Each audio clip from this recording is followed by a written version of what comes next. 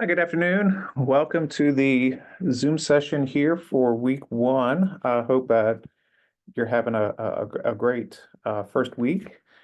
This is, by the way, I'm sorry, not math, Business Law 500. I teach math classes as well. But this is Business Law 500, and my name is Andrew Halverson, and I'll be with you these next 8 weeks. Let me put my camera on here because I see that it's not on. Okay, there I am. Sorry, and it's a little fuzzy. I'm sorry about that. So we'll fix that. Okay, so this is the first week here of the new class, the new session. And what I'm going to do is sort of a lighter week in the sense of kind of a get to know you week. There is a discussion board you'll have to do, but I'm going to put the assignment for this week. I'm going to roll it into our assignment for week two, just so that you're not super overwhelmed, but you will want to do the assignments here, the reading here this week, and the reading here this week. It's talking about the powers and functions of the administrative agencies. Now, just kind of a quick review. Just remember. One thing that's kind of in a prior class is the notion of the separation of powers, the separation of powers. That's kind of in the foundation. That's in chapter one. Um, uh, I'm not going to go over that too much, but the point is that one thing you want to recall is that the federal government is composed of three branches of government. There's Congress, which is the legislative branch. There's the executive branch, headed by the President of the United States. And then there's the judicial branch, which is the Supreme Court and all the lower courts before it. So you need to have an understanding of a sense of the separation of powers, the three branches of governments, and also this notion of checks and balances. Checks and balances, just a kind of a quick summary, quick refresher on that, is that each branch of government has an ability to override the actions taken by another branch. So, for example, Congress passes a law, but the president can veto the legislation if he or whenever we get a woman, if the president disagrees with it. Or maybe the president and Congress agree on a law, pass it, but the Supreme Court ends up, declaring it unconstitutional. So what the notion of checks and balances is to say that one branch of government declares an action taken by another branch of government to be unlawful or to be inconsistent with the Constitution. That's the idea. So it's a way that one branch of government can stop the other branch of government from acting. And it's a way the framers of the Constitution did that, 200 and 35 years ago, in order to restrain the power of government, to keep it from intruding on our rights and personal liberties, um, um, to try to protect against that. It's not fail safe and it's not foolproof. Sometimes, governments overreach and sometimes we lose rights. But the purpose of it was to help try to keep the government power in check. Okay, so then that brings us then to chapter 5 and the notion of the administrative agencies. Now, what we're talking about here, when you see the word administrative, that's the executive branch. The executive branch is the largest branch of government. Um, when you think of the executive branch, we think of the president for sure, but the president's kind of like the CEO over a sprawling organization. Inside the executive branch is everything you think of when you think of government, typically. You have the FBI, the police. You have the IRS, the tax collectors. You have the EPA, which is the Environmental Protection Agency. You have the Bureau of Land Management. You have the Department of Labor. You have the Equal Employment Opportunity Commission. You have all these 8 different agencies that comprise the federal government. And so when you think of the administrative state, think of the secretaries, Secretary of Defense, Secretary of Commerce, Secretary of, Housing and Urban Development, Secretary of Homeland Security. They're representing the different areas of the federal government that act on the government's behalf. Even the military is underneath this executive branch, and it's contained within the Department of Defense that answers to the president. So that's what we're talking about when we say the administrative agencies. We're talking about all the things through which the federal government acts: collect taxes, defend the country, maintain the health and welfare of the country, things of that nature. And we're going to talk about it on a federal level. but even state governments have their own administrative agencies. So some of the things we want to review as part of this week's material, and I'm going to kind of roll it into an assignment later in the week, is how are the federal agencies created? Basically, how did the Department of Defense come to be, or Department of Homeland Security, things of that nature? How do the three, and item number two, how do the three branches of government limit the power of the administrative agencies? Well, that's actually pretty straightforward because the way that the government, the way that the, well, we'll talk about that in a second. So that's one thing. What are the basic functions of the administrative agencies? Um, what sequence of events must normally occur before an agency rule becomes law? And then how do administrative agencies enforce? So kind of a, you know, overview of the chapter. So agency power and creation, here's the different departments, by the way. Here's the different departments. You have the Secretary of State or the Department of State headed by the Secretary of State, the Department of the Treasury headed by the Department of Treasury. This is the Internal Revenue Service. The Department of Interior, that's what I was talking about, the national parks, the Bureau of Land Management. You have the Department of Justice. That incorporates a lot of things. That's the FBI. That's the Department of Justice. That is also the Security and Exchange Commission. Basically, the Department of Justice houses pretty much everything that has to do with law enforcement. The DEA, it's another one right there. The DEA, U.S. Marshal Service, things of that nature. And we could go on and on down the list.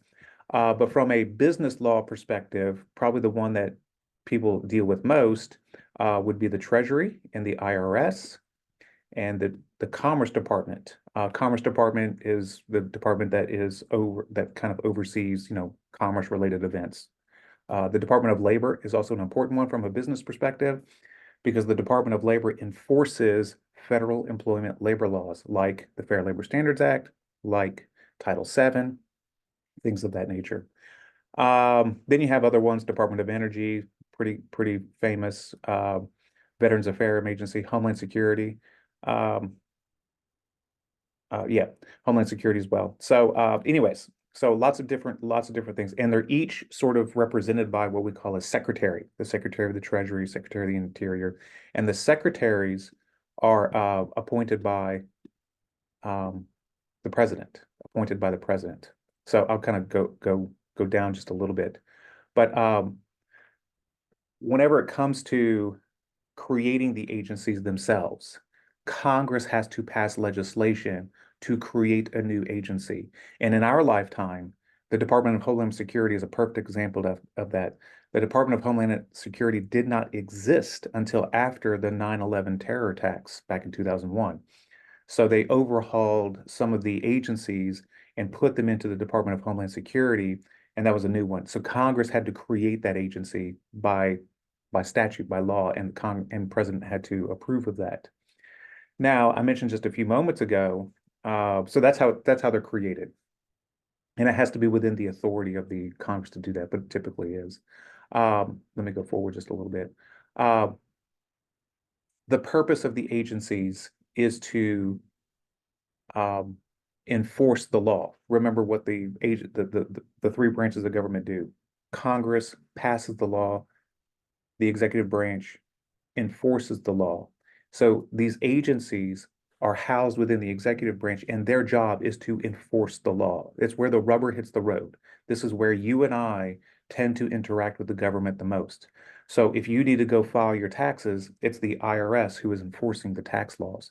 If you don't do your taxes right, they're going to come and audit you, or they could levy fines, or they could, if you do it, if it's real bad, you go to jail, things of that nature. So IRS will enforce the tax laws. You have the Securities and Exchange Commission that will enforce the sort of financial laws, banking rules, and whatnot. So the Drug Enforcement Agency, the Drug Enforcement Agency has, as part of it, the a Bureau of Alcohol and Tobacco and Firearms. So if you ever want to go get a permit for a weapon, a firearm, you have to go through the ATF. So they enforce the laws that Congress passes. That's the basic function of these agencies, is to make it easier for the government to implement, or make it possible for the government to implement the laws. Now, one of the things you've heard in the past probably 20 years, but certainly since, President Trump has come on the scene, is a lot of people will say the government is too powerful, is too expansive. And so they're looking for ways to limit the power of the administrative state of these agencies. And there's a couple ways that the government can do that. And one of them is for Congress to strip some of the power from the agencies themselves and say, well, no, you're not authorized to do that anymore. They can take that power away. Just like the Congress can pass legislation to create an agency and give it power, Congress has the ability to take power away from it as well, or just eliminate it altogether. For example, there used to be back in when the country first started, there was a Department of War, a Department of War. Now that's morphed into the Department of Defense. It's a little different. But that was what Congress did. Another way that the power of the executive is limited is by way of the president himself. Donald Trump did this back when he became president, and this is pretty common for Republican presidents. He wasn't the only one. George W. Bush, George H.W., they all did this. Is that it's common for um, um, presidents to come in and sort of issue an order to all the departments under their purview to say, you got to become more efficient, you got to cut rules, you got to do this. And so they will, in other words, it's a way for the government to sort of relinquish its own power. You know, Congress can take the power away, but the executive branch can also relinquish its own power and say, you know what, we're not going to do this anymore. Something like that. And that's usually an action by the president to do that. And we'll talk about regulations in a second, but one of the things that, say, Donald Trump did when he became president is he issued an executive order that said for every one new rule that an agency creates, it's got to cut two rules. So the way that the agencies kind of operate is they pass rules. They try to implement the laws that Congress establishes, and they pass what we call administrative rules. Well, President Trump said, hey, it's just getting too much. We have too many rules. And so he says, if you want to do a new rule, that's fine, but you got to cut two old rules. So they want to reduce the scope and the size of the administrative agencies and the power. By cutting the rules, they're cutting and limiting the power of the agency to act. And so Republican-minded, conservative-minded presidents tend to reduce the size of the agencies, reduce the number of rules, and the thought process behind that, and they're pretty right, is that the less rules that the government has, the less restrictions that businesses have, and so the more that they're able to operate freely, meaning they don't have to spend time and money on trying to comply with new government rules, but can use that money dedicated to growing their business. When Democratic presidents come in, ever since FDR at least, they have been more in the mindset of passing more rules because it's just a different purpose. They think that businesses get too big and too powerful, so passing more rules that they have to enforce limits the scope and the power of businesses. So there's always a sort of tension between government and business. They need each other for sure to have effective sort of governance and effective economy. Government and business need each other. One cannot operate without the other one. But sometimes one becomes too powerful. Maybe businesses become too powerful, so the government steps in and pass more rules. And then sometimes the government's passed too many rules, and then so someone comes in and cuts them so that business can sort of operate more freely. So Congress can take away rules or take away power. The executive branch can limit its own power willfully, voluntarily, but then also the Supreme Court can come in and says, hey, no, whatever rule you have passed, executive branch, you can't do because it's not within the scope of your power and authority. For example, a couple recent examples, but one famous one is the student loan. President Biden has attempted a couple times to sort of get rid of or lessen the burden on those with student loans. And he says, okay, we're going to forgive all student loans, something like that. The Supreme Court has stepped in and said, no, you can't do that. So it was the Department of Education that promulgated a rule to sort of affect the student loan process. And then the Supreme Court came in and said, no, that you don't have the authority to forgive student loans like that. And so that attempted uh, forgiving of student loans just didn't work. So President Biden's trying again, trying to stay conform a little bit more to his scope, and maybe he'll be successful. I don't know. More to tell. The court hasn't figured it out yet. But you could also have the Supreme Court use its judicial authority to come in and say, no, you don't have the authority under the Constitution, or whatever statute Congress passed to give you authority, you have operated beyond the scope of that authority as well. Okay, now oftentimes though, the administrative process, this is what I was talking about a minute ago, is that the executive agencies, one of their purposes is to pass rules to regulate, to not to regulate, but to effectuate the laws passed by Congress. So if Congress says you got to pay taxes, 20% taxes, the IRS passes a rule to sort of a mechanism for how is that going to be? How are they going to collect the money? They have to pass a rule in order to do that. And that we, as Americans, as people and businesses, we follow that rule. So really, we're following the law that we have to pay taxes, but it's the rule where the rubber hits the road, where the government actually implements this process by which you remit money to the government. Okay. That's one example, but that's what these when we talk about rulemaking, that's what we're talking about, is these processes that the government puts in to implement the laws. And so they have to go through the rulemaking process. Now, one thing to take note of is that the government just can't pass any rule willy-nilly. It's actually got to go through a process. So if we look at it here, this is sort of the basics of the process. It's what we call notice and rule and comment, notice and comment. The Constitution requires for everyone to have an ability to participate in the process. And so if the government's going to make a new rule, I'm sorry, if an executive agency is going to pass it, adopt a new rule, everyday people can file a comment and you can express your disagreement with it. The executive agency takes that into consideration. It may not like it, it may not approve, it may not go your way, but you have an ability to influence the government. You can comment and express your comments on a proposed new rule. And, often and many times, for example, the Federal Trade Commission, earlier this year in 2024 in April, they announced a rule that they were going to pass that says we're not going to have any more non-competes. Okay. And they had a couple, the rule was quite long, it was hundreds of pages, but essentially that's what it said.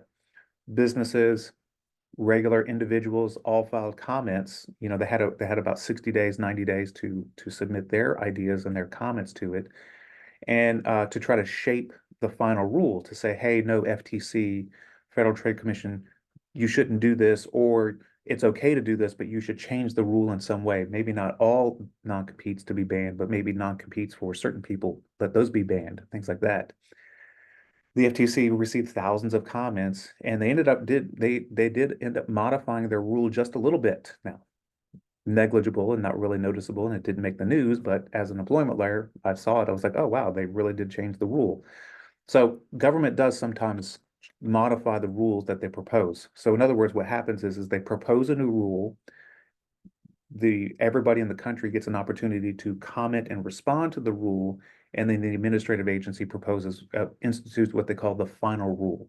So it's kind of this give and take. Hey, we want to do this. They get feedback from the citizens, and then they propose the new rule.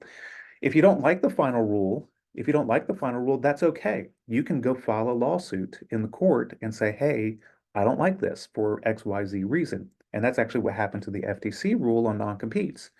The FTC still came out with its rule, said no non-competes except for this, this, and this, very narrow exception. One business said, I don't like that rule. I'm going to file a lawsuit. And they ended up winning and said, yeah, the FTC couldn't do that. That rule is too broad. And so now it's making its way up to the Supreme Court. We'll see what happens. But the point is just because the government makes a rule, you get to comment on it to try to shape it and fix it. But if the rule goes into effect, you can still file a lawsuit to challenge the rule on some, constitutional or other legal grounds. But that's the whole point of the process. One final thing.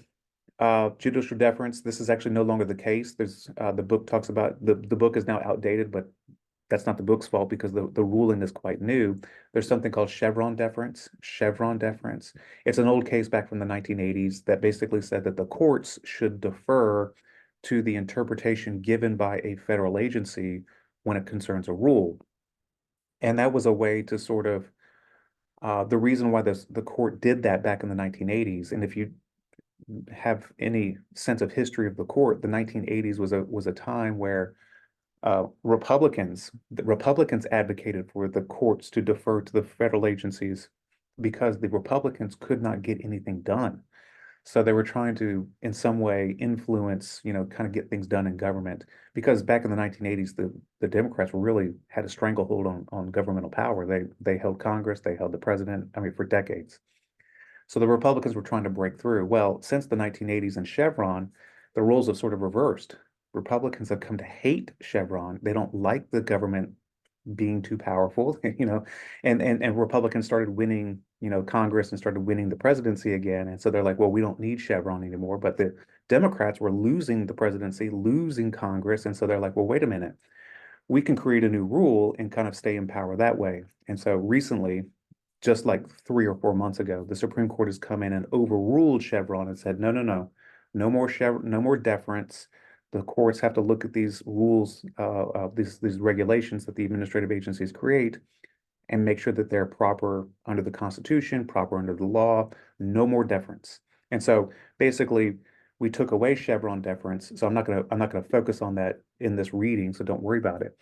But the point is that this area of the law is in flux even still, to this day. It's an amazing process. Okay, so I think you'll find that the reading material is pretty interesting, but it really focuses on the power of the administrative state. What is its purpose? Why do we have these administrative agencies and these rules? Let me know if you have any questions on it. Happy to help out. Look forward to seeing you in the discussion. Hope you have a good day. Bye-bye.